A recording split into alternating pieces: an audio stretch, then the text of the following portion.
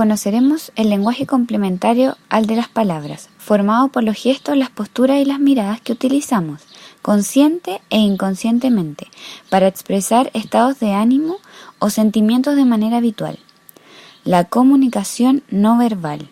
Su importancia es tal que se considera que en una comunicación cara a cara, el componente verbal es el 35% aproximadamente, frente a un 65% que corresponde a la comunicación no verbal. Por tanto, es la que transmite más información.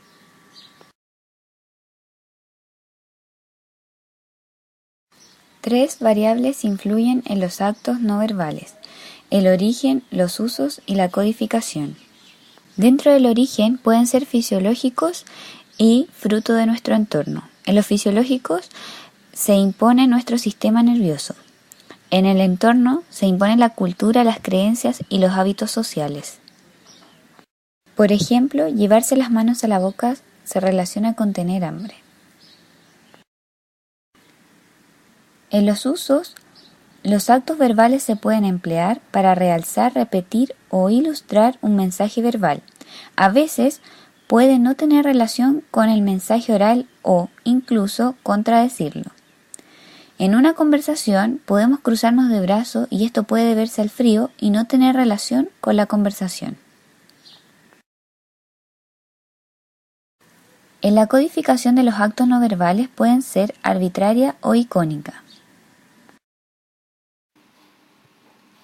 Los tipos de actos no verbales se clasifican en 4 categorías: los emblemas, los ilustradores, los reguladores y los adaptadores. Los emblemas son frases o palabras pequeñas que son admitidas por todos los miembros de una colectividad y suelen realizarse a través de las manos y la cara, como por ejemplo un puño cerrado. Los ilustradores son aquellos gestos que van unidos a la comunicación verbal y su función consiste en reforzar el significado de la información que estamos expresando verbalmente. Los reguladores son los actos no verbales que tienen la función de organizar o dirigir la conversación que se esté llevando a cabo entre los interlocutores. Y los adaptadores son movimientos, gestos o acciones que utilizamos de forma inconsciente para conducir nuestros sentimientos o controlar nuestras respuestas.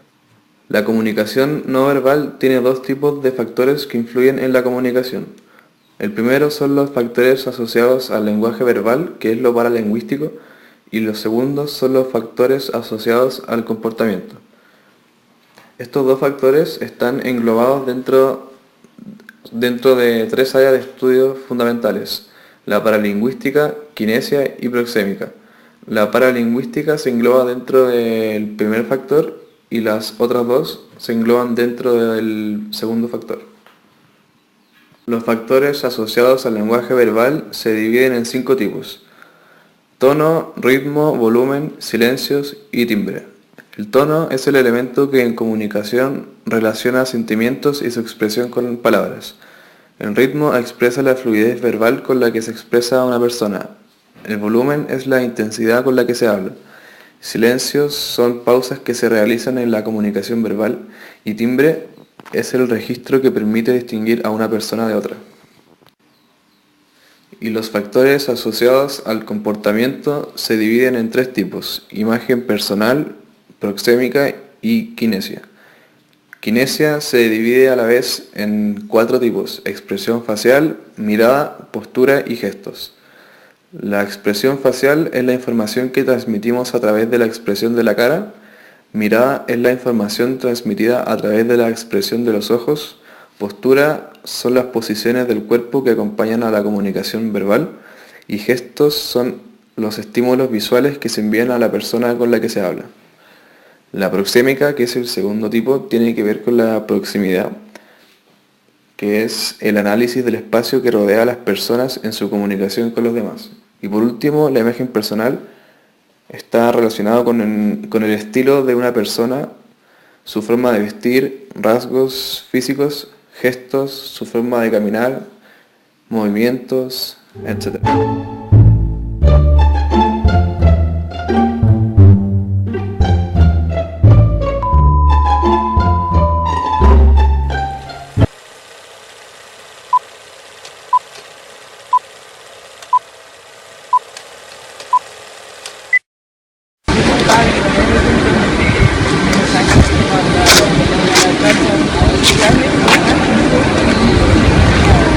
Hey chicas, ustedes debo necesitar...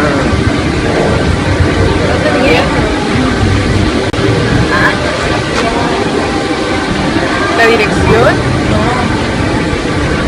¡Ah! ¡Un cajero! Sí, mira, por acá derecho, ahí está. Por acá, por ahí.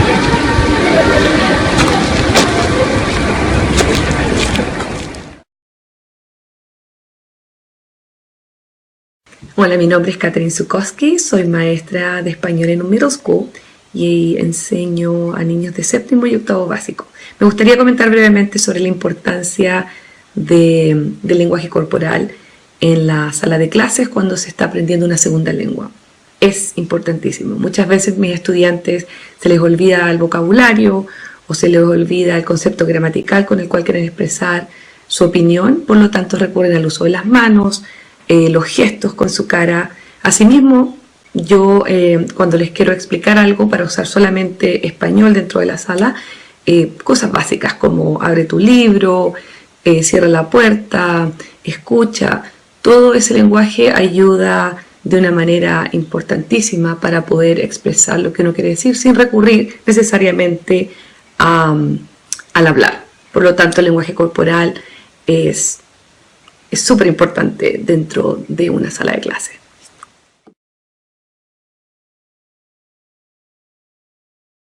La comunicación tiene que ver con los seres humanos, digamos, la manera en que nos relacionamos es porque nos comunicamos entre nosotros, porque nos damos opiniones, nos comunicamos emociones, ideas, es la manera en que nos relacionamos.